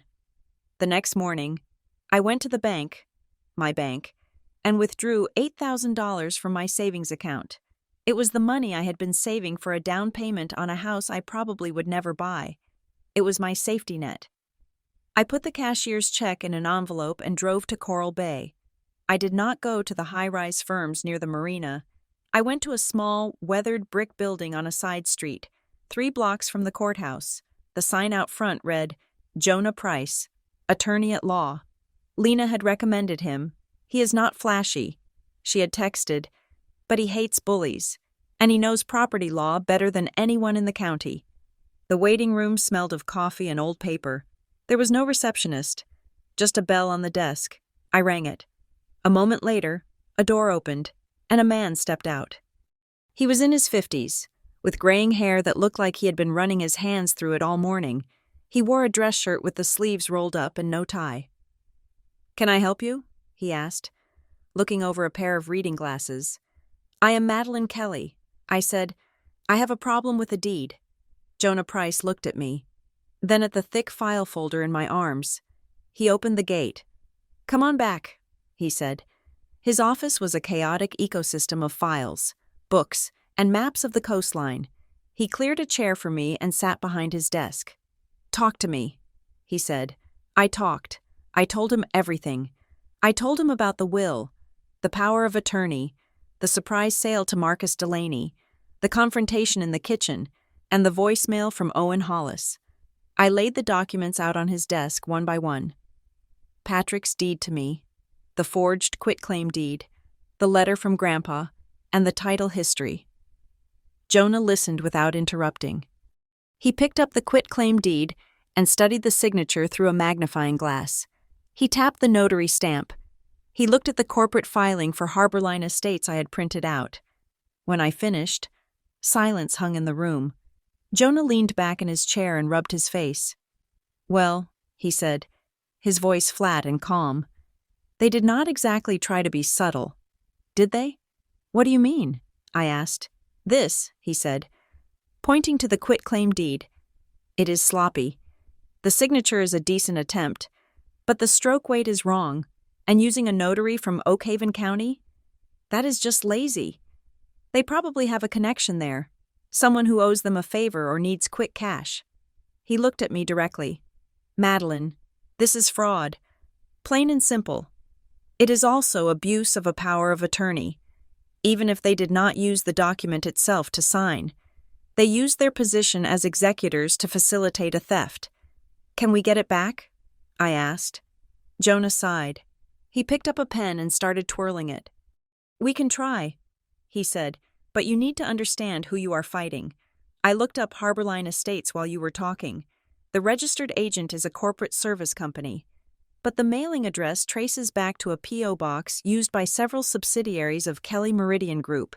Your parents are not just rich, they are institutionally wealthy. They have lawyers on retainer who bill more in an hour than I bill in a week. I do not care." I said, "You might," he said, "this is not going to be a polite disagreement. If we file this, we are accusing prominent business owners of forgery and identity theft. They will not settle quietly. They will come at you. They will try to bury you in paper. They will attack your character. They will drag this out until you run out of money." I pushed the envelope with the cashier's check across the desk. "I have $8,000. I said, "I have a job. I can make payments." Jonah looked at the check, then back at me. He saw the desperation in my eyes, but he also saw the resolve. "It is going to be expensive, Madeline, and it is going to be brutal. Are you sure you want to sue your own parents? They stole my grandfather's legacy." I said, "They looked me in the face and told me I was crazy." "I am sure." Jonah nodded slowly. He took the check. "Okay," he said, "let's go to work." We started with the notary, Caitlin Marrow. Her stamp was the linchpin of the document. If she testified that she never saw me sign, the deed was void. Jonah did some digging and found that she worked at a small title company in Oakhaven, a town surrounded by orange groves and cattle ranches. 2 days later, Jonah drove out there. I wanted to go, but he insisted I stay back to avoid any accusations of witness tampering. He called me that afternoon. "Bad news," he said. "Caitlin Marrow is gone." "Gone?" I asked, gripping my phone. "On extended leave," Jonah said. "I spoke to her boss, a guy named Mr. Henderson. No relation to your grandfather's lawyer. He was sweating bullets. He wouldn't give me a forwarding address or a phone number. When I pressed him, he got defensive. He mumbled something about how Caitlin did a favor once for some important clients and it caused a headache. So she is taking some time off." "Important clients," I repeated. "My parents." "It fits," Jonah said. "They probably realized the risk and paid her to disappear for a while, or she got scared. Either way, we cannot depose her if we cannot find her. So we are stuck?" "No," Jonah said. "We just have to move faster. I am filing the initial complaint tomorrow. We are asking for a declaratory judgment that the deed is void ab initio, void from the start, and I am filing a lis pendens on the property. What is that? It is a notice of pending legal action, Jonah explained. It alerts the public that the title is in dispute. It effectively freezes the property. Marcus Delaney won't be able to sell it or refinance it until this is resolved. It also puts Harborline Estates on notice. Do it, I said. The filing went in on a Thursday. By Monday, the fallout began. I was at work, staring at a spreadsheet, when my cell phone started buzzing. It was my Aunt Margaret, my father's older sister. We had not spoken since the funeral. I let it go to voicemail. Then my cousin David called. Then my mother's brother, Uncle Robert. The phone kept buzzing, dancing across my desk like an angry insect. I finally picked up for Aunt Margaret. She was the matriarch of the extended family, a woman who believed that appearances were the 11th commandment. "Madeline?" she said, her voice sharp. "I just got off the phone with your father." "Hello, Aunt Margaret?" I said, "I cannot believe what I'm hearing." She said, "I thought you were a sensible girl. Douglas tells me you have hired some ambulance chaser to sue them over the condo." "I hired a lawyer." I said, "Because they forged my signature." "Oh, stop it," she snapped. "Douglas explained everything to us. They had to sell that place. Madeline, they did not want to worry you with the details. But Patrick's estate was underwater. The medical bills from his last few months were astronomical. They sold the condo to cover his debts so the family wouldn't be liable." I froze. "What? They were trying to protect you?" Margaret continued, her voice rising in indignation. "And this is how you repay them? By dragging their names through the mud? Accusing your own mother of criminal acts? You are being incredibly selfish. Madeline, Douglas is distraught. He thinks you are having some kind of breakdown." I sat there, stunned by the sheer audacity of the lie. "They told you it was for medical bills?" I asked quietly. "Yes," Margaret said, "and I believe them. They have supported you your whole life. You need to drop this lawsuit, apologize, and get some professional help. You are embarrassing the family." I hung up. I put the phone down and put my head in my hands. They were good. They were so incredibly good at this. They had taken their crime and twisted it into a narrative of martyrdom. "We did it for the family. Madeline is unstable." I felt a wave of shame wash over me. The old reflex to apologize, to smooth things over. Maybe I was being ungrateful. Maybe there were debts I did not know about. "No." I grabbed my phone and dialed Jonah. "They are saying it was for medical bills." I told him, my voice thick with unshed tears. "They are telling everyone Grandpa was broke, and they sold the condo to pay his hospital debts." Jonah's voice was calm, a steady anchor in the storm. "Okay," he said, "that is a testable hypothesis. What do you mean?" "If they claim the proceeds went to medical debt." "Let's see the bills," Jonah said. "We will subpoena Patrick's medical records and billing history. If they are lying, we will prove it. And Madeline? Yes? Do not talk to your relatives. Let them gossip. We speak in court." The subpoena took 2 weeks. When the records arrived at Jonah's office, I drove down to review them. Jonah opened the file. He laid out the billing statements from the hospital, the hospice care center, and the specialists. "Look at the bottom line." Jonah said. I looked. Amount due, 0. Paid by primary insurance, Blue Cross. Paid by secondary insurance, AARP. Supplemental. There were copays. Sure, a few $1,000s here and there, but Patrick Kelly had been a meticulous planner. He had a gold-plated long-term care policy he had purchased in the 90s. Jonah pulled out a summary sheet. The total out-of-pocket cost for Patrick's last year of life was less than $5,000. My parents had sold the condo for $450,000. They lied. I whispered, "It was pure profit." Jonah nodded grimly. "It destroys their justification. They did not sell it to save the estate. They sold it because they wanted the cash in their control, and they knew you wouldn't sell." I felt a cold rage settle in my chest, displacing the shame. I took a photo of the billing statement. I wanted to send it to Aunt Margaret, to shove it in her face, but I remembered Jonah's advice. We speak in court. The next day, Jonah called me with a surprise. Marcus Delaney wants to talk, he said. The buyer? I asked. Is he suing me? No. Jonah said, he received the lis pendens. He is not happy. Obviously, but he is not happy with Harborline Estates either. He wants to meet us. We met at a diner halfway between Greenhaven and Coral Bay. Marcus walked in looking tired. The tan he had sported in the summer had faded, and he looked like a man who had spent too much time on the phone with contractors. He slid into the booth opposite me and Jonah. He ordered a black coffee.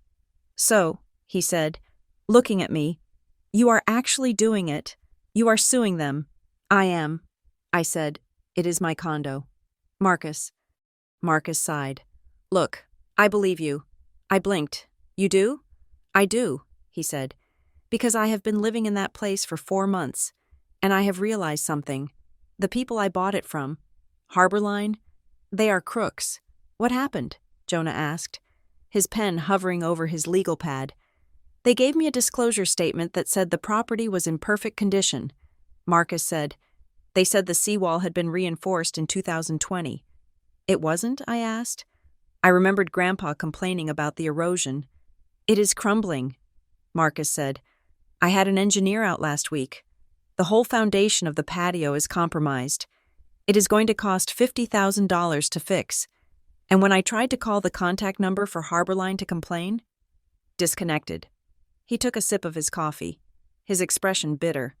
Then I get your notice that the title is bad. He continued. So now I own a lemon that I do not even legally own. I talked to my lawyer. He says if your claim is true, that the deed was forged, then my sale is invalid. I lose the house. You would get your money back, Jonah said. From Harborline, if they still have it. Marcus said, shell companies have a habit of disappearing. He looked at me. Madeline, I do not want to fight you. I just want to not get screwed. If you win, I lose my investment. If I fight you, I spend a fortune on legal fees. So what are you proposing? Jonah asked. An alliance? Marcus said. He reached into his briefcase. I kept my full file, he said, every email, every draft, and I found something you might find interesting. He slid a stapled packet of emails across the table. I picked it up. It was an email chain between a real estate agent and an email address. dkellykellymeridian.com. My father. The date on the email was February 15th, 1 month before my grandfather died. Subject: Coral Bay Asset Valuation Douglas. We have a potential buyer interested in the unit. He is looking for a quick close. Can we get the title work started? Response from Douglas. Not yet. The current owner is still occupying the residence, but we are preparing the transfer documents. Treat this as our asset. We will have clear title within 30 days of the vacancy event. Proceed with the listing quietly. I stared at the words. Vacancy event. That was what he called my grandfather's death. A vacancy event. He was planning to sell it while Grandpa was still alive. I said, my voice shaking. He knew Grandpa was dying, and he was already lining up a buyer. And look at the next one, Marcus said, pointing to a later email dated in March. From Elaine Kelly. We need to ensure the transfer to Harborline is seamless. Any hiccups with the granddaughter could jeopardize the Delaney sale. Have the notary ready. My stomach dropped. Have the notary ready. This proves premeditation, Jonah said, his voice low and intense. He looked up at Marcus. This is gold. I am willing to testify, Marcus said. I will state that they represented themselves as the owners long before they had the deed. I will give you everything. What do you want in return? Jonah asked. Marcus looked at me. If you win, and you get the condo back, I want to be reimbursed for the purchase price plus the repairs I've already made. I want Kelly Meridian to pay it. You sue them for damages, and you make sure my claim is part of the judgment. I do not want the condo anymore. It has too much bad juju. I just want my money back. I looked at Jonah. Can we do that? Jonah nodded. We can structure the relief so that Kelly Meridian has to pay restitution to Marcus as part of the fraud judgment. It strengthens our case to have the defrauded buyer on our side. I turned to Marcus. I held out my hand. Deal, I said. Marcus shook my hand. His grip was firm. Go get them, he said. Driving back from the diner, I felt a shift in the atmosphere. The fear that had been dogging me, the fear of their money, their influence, their family pressure, was receding. I had the truth about the medical bills. I had the witness who saw the impersonation, and now I had proof that they had planned this theft while sitting by my grandfather's deathbed. I looked at the email printout on the seat beside me. Vacancy event. They had reduced Patrick Kelly to an obstacle. They had reduced me to a hiccup. I pulled into my apartment complex, the sun setting behind the drab buildings. I felt a fierce, burning clarity. They thought they were the chess masters. They thought they could move people around like pawns, but they had made one fatal mistake. They forgot that pawns can turn into queens if they make it across the board. And I was almost there. The Harbor County Civil Courthouse was a monolith of gray stone that seemed designed to make everyone who entered it feel small. On the morning the trial began, the humidity had turned the air into a wet blanket, but the chill inside the building was absolute. I walked up the steps flanked by Jonah Price. He looked exactly as he always did. Rumpled suit, scuffed briefcase, and a calm expression that suggested he was thinking about what to have for lunch rather than the biggest property fraud case the county had seen in a decade. We were not alone. The local press had latched onto the filing. The narrative was irresistible to them. On one side, the Kelly Meridian Group, a pillar of the local economy, led by the golden couple of Greenhaven society. On the other, the estranged daughter, the accountant, the heiress fighting for a scrap of shoreline. The headline in the Sunday paper had read, "The heiress who says her parents stole her inheritance." It made me sound glamorous and tragic. I felt neither. I felt nauseous. As we reached the top of the stairs, I saw them. Douglas and Elaine arrived in a black town car. They emerged looking immaculate. My father wore a navy suit that cost more than my car. My mother wore a cream-colored dress that projected innocence and matriarchal dignity. They were flanked by 3 lawyers from a firm in the city. Men with sharp haircuts and expensive briefcases. Elaine looked at me as she ascended. Her eyes were cold, devoid of recognition. It was the look one gives a stranger who has stepped on one's foot in a crowded elevator. Inside courtroom 4, the gallery was fuller than I expected. There were reporters in the back row, scribbling in notebooks. There were curious locals. And there, sitting in the 3rd row, was Marcus Delaney. He gave me a curt nod. He was protecting his investment, but in that moment, he felt like the only ally I had in the room besides Jonah. The Honorable Judge Evelyn Vance took the bench. She was a woman in her 60s with steel gray hair and a reputation for having zero tolerance for theatrics. Jonah's opening statement was brief. "We are here to prove a simple fact." Jonah told the jury. He did not pace. He stood still. Leaning one hand on the podium, "We are here to prove that on April 8th, Madeline Kelly was at work in Greenhaven. We are here to prove that while she was filing tax returns, her signature was being forged on a deed 3 hours away. And we are here to prove that the people who directed that forgery were the very people entrusted to protect her interests, my parents' lawyer. A man named Sterling, with a voice like oiled velvet, countered with a narrative of family dysfunction. "This is a tragic misunderstanding," Sterling said, gesturing to my parents, who looked suitably mournful. The defendants acted as efficient executors of a complex estate. They believed they had their daughter's consent to manage the assets. What we have here is not fraud, but a daughter's remorse over a financial decision she has conveniently forgotten. I dug my fingernails into my palms. Conveniently forgotten. The first 2 days of the trial were a blur of technicalities. Jonah walked the court through the timeline. He established the recording of the first deed, the one from Grandpa to me. He established the existence of the second deed, the quitclaim to Harborline Estates. Then came the discovery phase evidence. Jonah approached the projection screen. "Your Honor," he said, "I would like to introduce Plaintiff's Exhibit C." These are internal emails recovered from the Kelly Meridian group server during the discovery process. The screen flickered to life. An email chain appeared. It was dated 3 weeks after the funeral. From Douglas Kelly to Elaine Kelly. Subject: the deed mess. We need to clean up the deed mess before the quarter closes. The asset needs to be on the Harbor Line books by May 1st to offset the capital gains from the Parkway deal. Have you handled the signature issue? A murmur went through the gallery. The signature issue. Jonah clicked to the next slide. A reply from Elaine. From Elaine Kelly to Douglas Kelly. The deed mess. Working on it. I have the notary lined up. We will handle any pushback from Madeline if she ever asks. She is too busy with tax season to notice a filing in another county. If she asks later, we will tell her it was a tax restructure for her benefit. She never reads the fine print anyway. I stared at the screen. She never reads the fine print anyway. It was a sentence I had heard my mother say 1,000 times, usually with a laugh at a dinner party. Madeline is so creative, but she has no head for details. She had turned my perceived weakness into a weapon.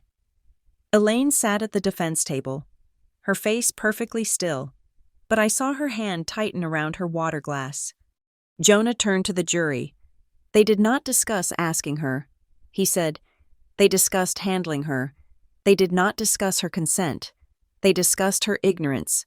On the third day, we called Caitlin Marrow. It had taken a private investigator 2 weeks to find her. She had been staying at her sister's house in Georgia, waiting for the heat to die down. She walked to the witness stand looking like she wanted the floor to open up and swallow her whole. She was young, maybe 25, with terrified eyes. Jonah approached her gently. Ms. Marrow, he said, did you notarize the document known as the quitclaim deed on April 8th? Yes, she whispered. Please speak up for the court. Jonah said. Yes, she said, louder. On that day, did Madeline Kelly appear before you? Caitlin looked at me. Then she looked at Douglas and Elaine. Douglas was staring at her with a hard, unblinking gaze. No, she said. Who appeared before you? Jonah asked. Mrs. Kelly, Caitlin said. Elaine. And what did she tell you? She told me. She told me that Madeline was stuck at work. She said it was tax season and Madeline could not get away. She said Madeline had already signed the papers at home, and they just needed to get it filed that day to save the estate some money. And you notarized it anyway? Jonah asked, knowing the signatory was not present. Caitlin began to cry. A quiet, hitching sob. Mr. Kelly, Douglas. He was a big client of the title office. She stammered. My boss told me to keep them happy. Elaine was so nice. She brought me a Starbucks. She said it was just a formality. She said, we are all family here. I thought I was doing them a favor. I notarized it, she admitted. I am sorry. The courtroom was silent. The defense lawyer, Sterling, tried to salvage it on cross-examination. He tried to suggest that Caitlin was confused, or that perhaps she had been pressured by us. But Caitlin held firm. She had nothing left to lose. She had already lost her job and her license. She was just a pawn, another person my parents had used and discarded. But the real blow came the next afternoon. Jonah called Mr.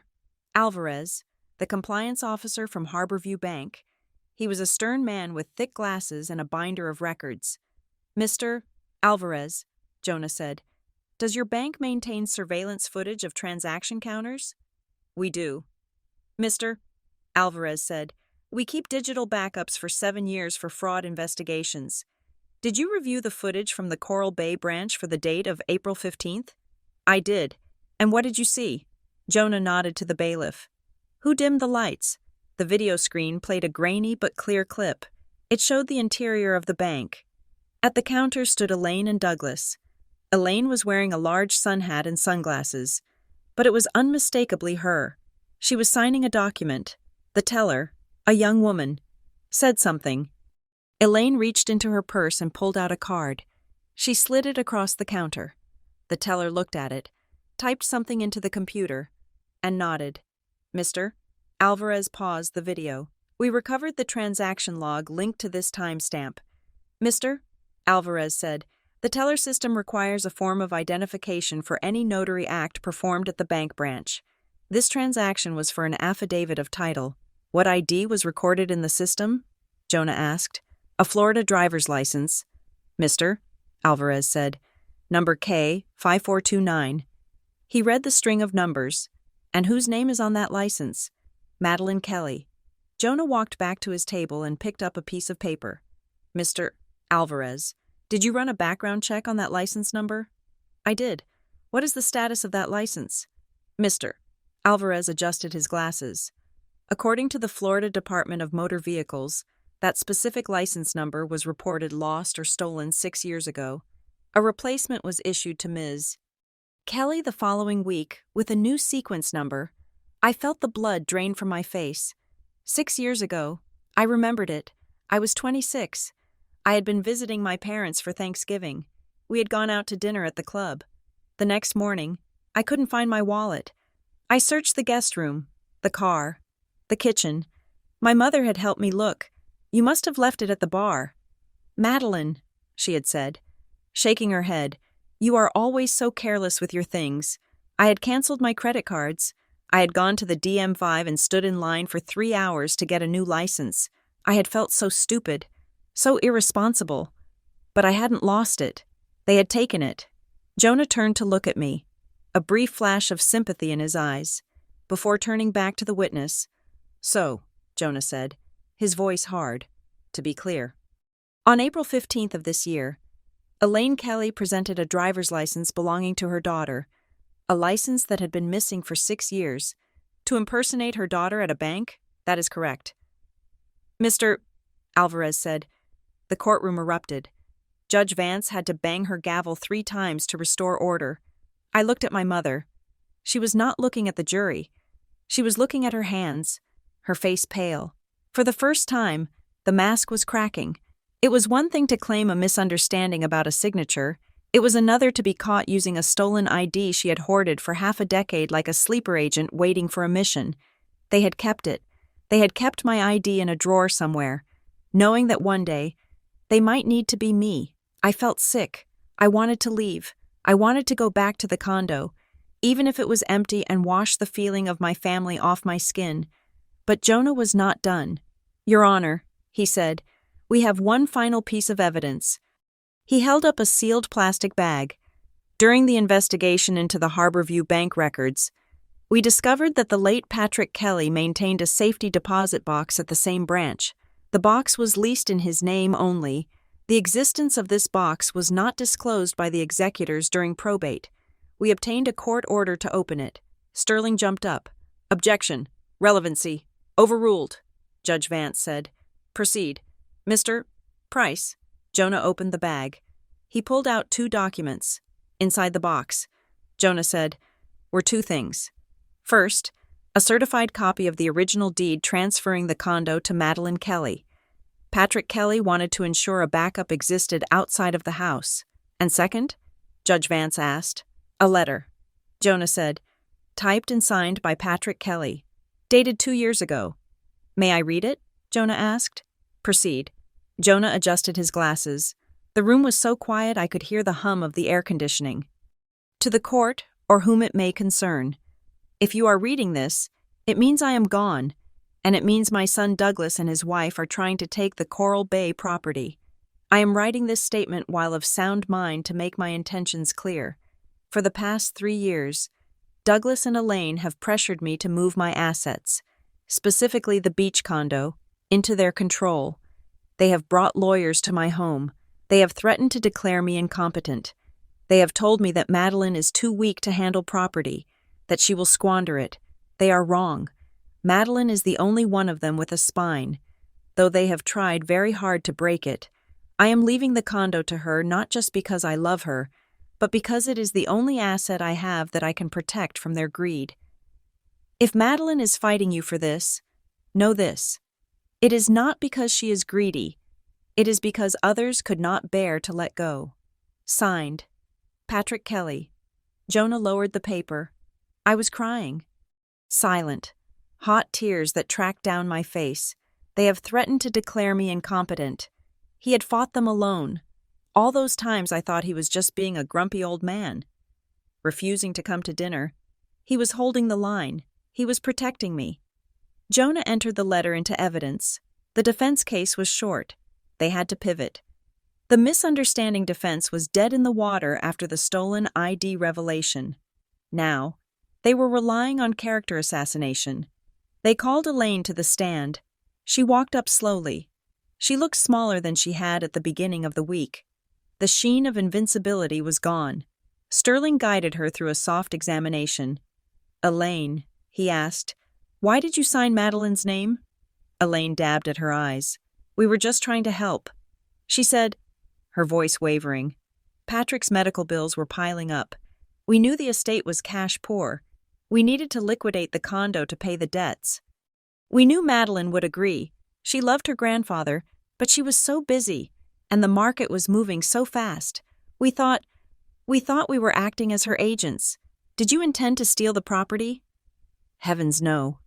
Elaine said, "The money went into the family trust. Madeline is a beneficiary of that trust. It is all still there." Then it was Jonah's turn. He stood up. He did not bring any papers with him. He just looked at her. "Mrs. Kelly," Jonah said, "you claim you sold the condo to pay medical bills?" "Yes," she said. Jonah walked back to his table and picked up the billing records we had subpoenaed. "Mrs. Kelly, are you aware that we have your father-in-law's complete billing history here? Are you aware that his long-term care insurance covered 98% of his expenses?" Elaine froze. "Are you aware," Jonah continued, his voice rising slightly, "that the total outstanding debt for his estate was less than $5,000, and that you sold the condo for $450,000? Elaine shifted in her seat. "There were other expenses, incidental expenses." "Like what?" Jonah asked. "Legal fees for the shell company you created to hide the asset?" "Objection!" Sterling yelled. "Sustained," Judge Vance said, though she looked interested. "Let's talk about the license," Jonah said. "You said you were acting as Madeline's agent. You said you thought you had her consent." "Yes," Elaine said. "Implicit consent. We are a close family. If you had her consent..." "Mrs. Kelly, why did you have to use a driver's license that was reported stolen 6 years ago?" Elaine opened her mouth, then closed it. "If she agreed with you," Jonah pressed, "why didn't you just mail her the deed to sign? Why did you have to wait until she was at work, drive to a different county, find a corrupt notary, and then go to a bank and pretend to be her?" "We didn't want to burden her," Elaine claimed. "She gets so stressed. You didn't want to burden her with the knowledge that you were selling her property? We were going to tell her," Elaine snapped. Eventually, Jonah repeated, "after the money was safely in an LLC controlled by you, after the condo was sold to Mr. Delaney, after the trail was cold." He leaned in. "You kept her license, Mrs. Kelly, for 6 years. You found it in your house, and instead of returning it to your daughter, you put it in a drawer. Why?" "I forgot I had it," Elaine lied. "You forgot you had it, but you remembered exactly where it was on April 15th when you needed to commit fraud?" Elaine looked at Douglas. He was staring straight ahead. His jaw clenched so hard a muscle was jumping in his cheek. He was not going to help her. He was watching the ship go down and calculating how to distance himself. "I have no further questions," Jonah said. Elaine stayed on the stand for a moment, looking lost, before the judge dismissed her. The courtroom was heavy with the silence that comes after a demolition. The dust was settling, and everyone could see the ruins. Judge Vance leaned forward. She clasped her hands in front of her. She looked at the defense table. "Mr. and Mrs. Kelly," she said. Douglas and Elaine stood up. "I have sat on this bench for 20 years, Judge Vance said. "I have seen business disputes. I have seen divorces. I have seen negligence." She paused, her eyes drilling into them. "But I rarely see a case where the breach of trust is so calculated and so intimate." The judge looked at Douglas. "You are sophisticated business people. You run a firm that manages millions of dollars. You know the law. You know what a fiduciary duty is." She looked at Elaine. "And you? You are a mother." Elaine flinched. I have one question for you, Judge Vance said, and I want you to answer it, not your lawyer. You, the judge's voice dropped, becoming dangerously quiet. If you truly believed, as you testified under oath, that you were acting in your daughter's best interest, if you truly believed she would have agreed to this sale, why did you never tell her the condo was already legally hers? Why did you never ask her to attend a single signing? Why did you feel it necessary to use a stolen license and a proxy notary? The question hung in the air. It was the question that stripped away every layer of their defense. It removed the misunderstanding. It removed the administrative error. It left only the malice. Douglas opened his mouth. He looked at his lawyer. The lawyer looked down at his desk. Your Honor. Douglas started, his voice a husk of its usual baritone. The family dynamics are complex. That is not an answer. Mr. Kelly, the judge said sharply, that is an evasion. Elaine began to weep again. But this time, nobody in the gallery moved. It was the weeping of a child who has been caught, not a victim who has been wronged. We just wanted to keep the money in the family. Elaine whispered, it was Patrick's money. It belonged to the firm. It belonged to us. A gasp went through the room. There it was, the truth. It wasn't about protecting me. It wasn't about medical bills. It was about ownership. They believed that everything Patrick had, and by extension, everything I had, belonged to them. I was not a person to them. I was a sub-subsidiary of the Kelly Meridian Group. Judge Vance nodded slowly. Thank you, Mrs. Kelly, she said. I believe we finally have the truth. She looked at the bailiff. Court is adjourned until tomorrow morning for closing arguments. And I suggest, Mr. Sterling, that you advise your clients to get their affairs in order, because I am referring the transcript of today's testimony to the district attorney's office before I leave the building. The gavel came down with a sound like a thunderclap. I sat there, frozen. Jonah put a hand on my shoulder. We got them. Maddie, he whispered. I looked across the aisle. Douglas was staring at Elaine with pure venom. Elaine was sobbing into her hands. They were turning on each other. The united front had shattered. I stood up. My legs felt shaky, but my spine felt steel strong. I walked out of the courtroom. The reporters were shouting questions, but I didn't hear them. I heard Grandpa's voice in my head. Sturdy. I walked out into the humid air of Harbor County, and for the first time in my life, I took a breath that was entirely my own. The weeks following the trial were a strange, suspended kind of purgatory.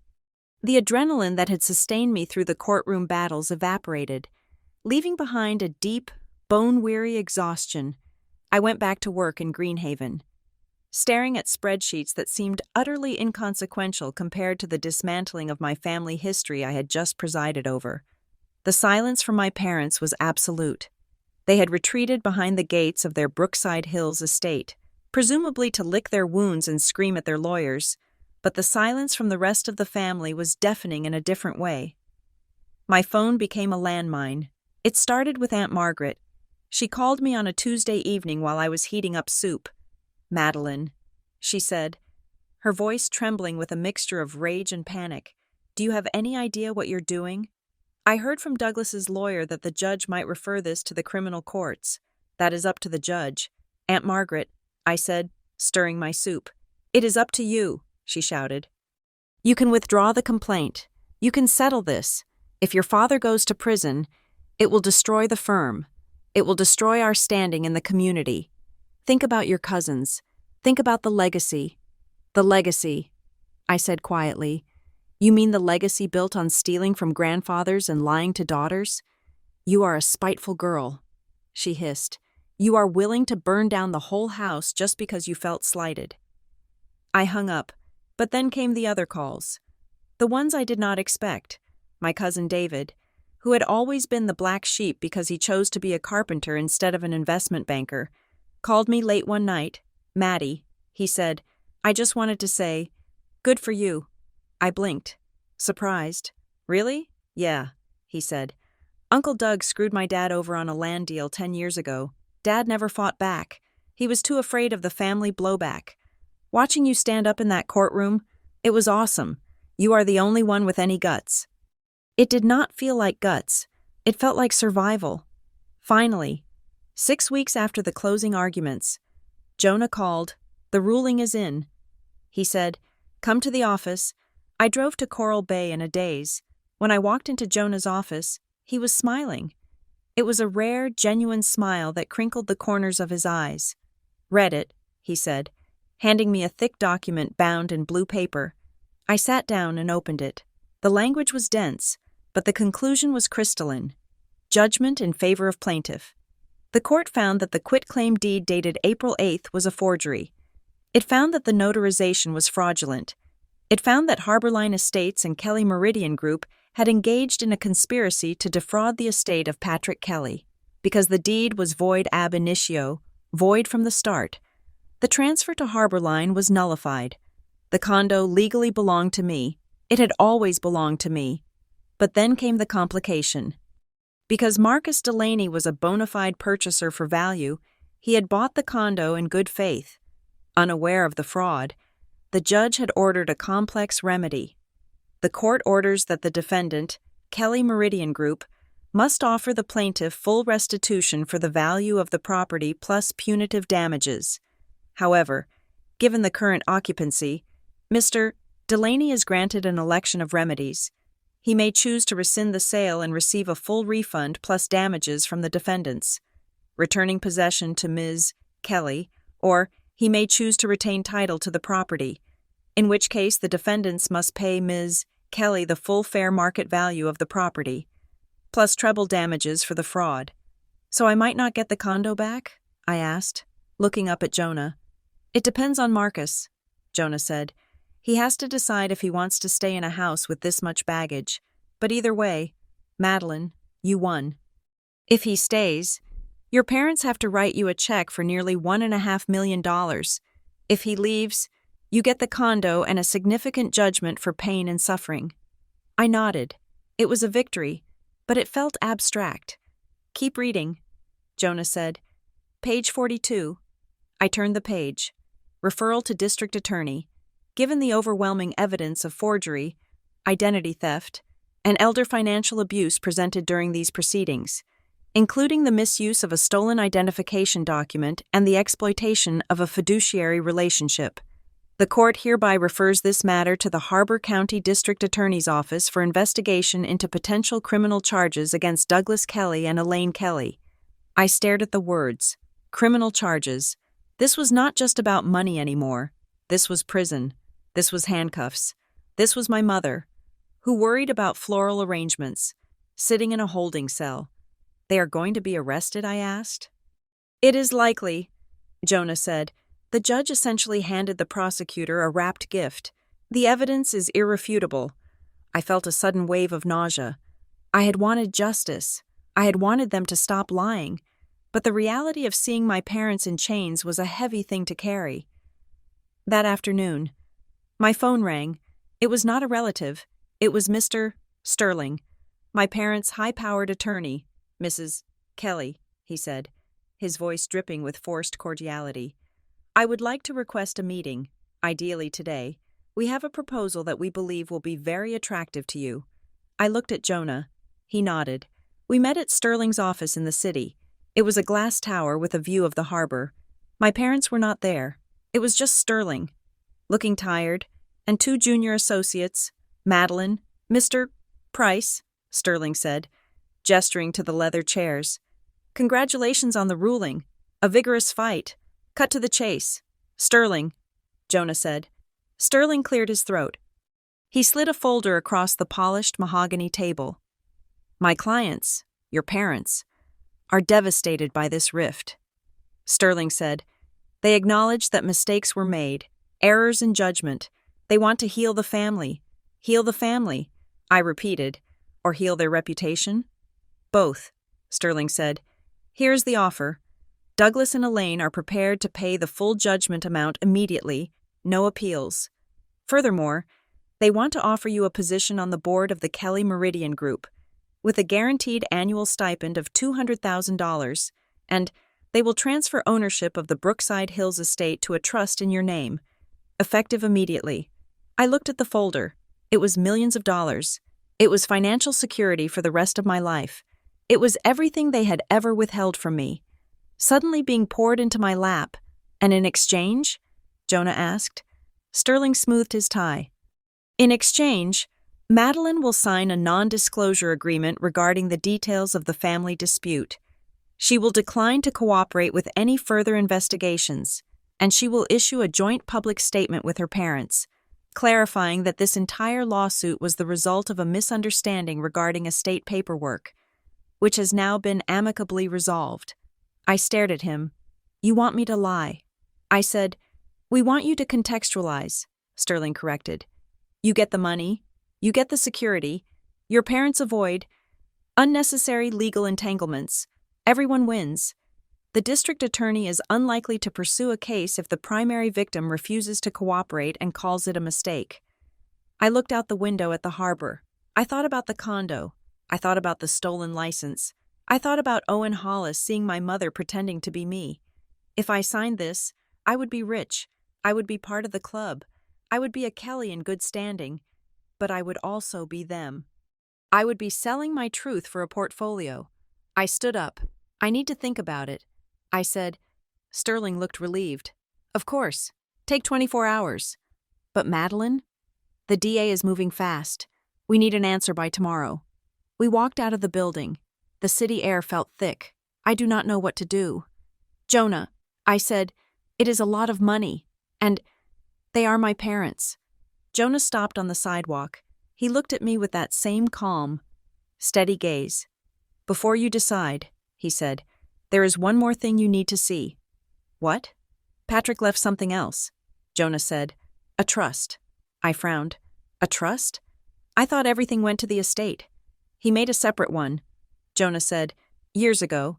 He called it the Dignity Trust. It was small, about $50,000 at the time, but it was invested well.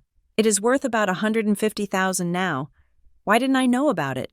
Because it had a condition, Jonah said. He pulled a copy of a trust document from his briefcase. To be distributed to my granddaughter, Madeline Kelly, only in the event that she successfully challenges the misappropriation of her inheritance by legal means. If she accepts the loss and stays silent, this trust shall dissolve and be donated to the Audubon Society. But if she stands up for her own dignity, even when it costs her dearly, then this fund is hers, to remind her that her worth is not defined by them. I read the words through a blur of tears. He knew. I whispered. He knew they would take it, and he knew they would try to buy me off or scare me off. He was betting on you, Jonah said. He was betting that you were sturdy enough to fight, and you were. The trust is released. The money is yours. It is not millions, Maddie, but it is clean.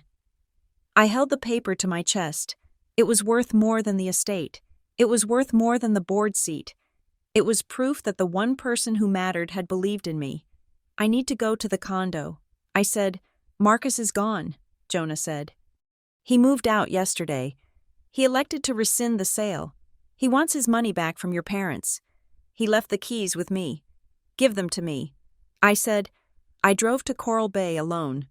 The sun was beginning to dip toward the horizon, painting the sky in strokes of violent orange and bruised purple. I pulled into the parking lot of the Sandpiper. I walked up the stairs. The blue door was still there. The camera was still there, though it looked dark now. I used the key Marcus had left. It turned smoothly. I pushed the door open. The condo was empty. Marcus had taken his furniture, his art, his life. The space echoed with the sound of the ocean coming through the sliding glass door. I walked through the rooms. The hardwood floors that had replaced the beige carpet gleamed in the twilight. The walls were still that trendy gray. The yellow tiles in the kitchen were gone, replaced by subway tile. It did not look like Grandpa's house anymore. It looked like a real estate listing. I felt a pang of grief so sharp it almost doubled me over. I had fought so hard for this place, and in the process, the place I loved had been erased. The smell of Old Spice was gone. The worn recliner was gone. But then I walked to the glass door and slid it open. The sound of the waves crashed into the room. Loud and rhythmic and eternal, the smell of the salt air rushed in, filling the sterile space with life. I stepped out onto the balcony. The view was exactly the same. The dunes, the sea oats waving in the wind, the endless stretch of water. This was what Grandpa had loved. Not the carpet, not the tiles. This. I sat down on the cold concrete of the balcony floor. I pulled two things out of my purse: the settlement offer from Sterling and the letter from Grandpa Patrick. I looked at the settlement. It was a golden ticket. It was a way to make the pain stop. I could sign it, take the millions, and tell the world it was all a big mistake. My parents would stay free. We would have awkward holiday dinners where we pretended nothing happened. I would be wealthy and numb. Then I looked at Grandpa's letter. It is not because she is greedy, it is because others could not bear to let go. Stands up for her own dignity even when it costs her dearly. I looked out at the ocean. The sun was touching the water now, extinguishing itself in the deep blue. If I signed the NDA, I would be doing exactly what they had done. I would be selling the truth for comfort. I would be becoming them. And Grandpa had fought his whole life to make sure I did not become them. I realized then that the condo wasn't just a building. It was a test, and I had passed the first part. I had reclaimed the title. Now came the second part. What kind of person was I going to be living in it? My phone buzzed in my pocket. I pulled it out. It was a number I did not recognize. "Hello?" I answered. "Ms. Kelly?" a voice asked. It was a woman's voice, sharp and professional. "Yes." "This is Investigator Hallowell with the Harbor County District Attorney's Office. We received the referral from Judge Vance this morning." I closed my eyes. The moment had arrived. "We are opening a criminal investigation into Douglas and Elaine Kelly for forgery in the first degree and identity theft." The investigator said, "We have the court transcripts, but we need a cooperating witness to build the case for indictment. We need you to come in and give a sworn statement about the stolen license and the lack of consent." The wind whipped my hair across my face. If I said no, if I told her it was a misunderstanding, that I was tired, that I wanted to drop it, the case would likely wither. My parents would pay Marcus, pay me, and go on with their lives. Perhaps a little poorer, but still powerful. If I said yes, I was sending my parents to prison. I was burning the bridge so thoroughly that ash would be all that remained. I looked down at the settlement offer. I crumpled it in my hand. I looked at the ocean. It was vast and indifferent and beautiful. It was sturdy. "Ms. Kelly?" the investigator asked. "Are you there? Are you willing to come in?" I took a deep breath of the salt air. I thought about the yellow tiles. I thought about the stolen license. I thought about the vacancy event. I thought about the girl who used to be afraid of making waves. "I am here," I said. I looked at the sunset, my hand trembling slightly, but my voice steady. "Tell me when to be there." I said, "I have everything you need." I ended the call. I sat alone in the quiet condo as the stars began to bleed through the darkening sky. I was an orphan now, in every way that mattered. The money was gone, the family was gone, but as I watched the tide roll in, relentless and true, I realized I had something else. I had the deed, I had the truth, and for the first time in 32 years, I had myself. Thank you so much for listening to this story. I hope you enjoyed Madeline's journey from silence to strength.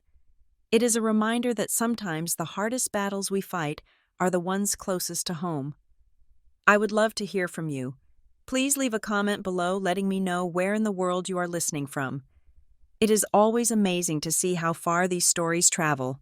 If you enjoyed this, please make sure to subscribe to Revenge Stories for more tales of justice, drama, and redemption. And do not forget to share your thoughts on Madeline's final choice in the comments. Would you have taken the money, or would you have done what she did? See you in the next story.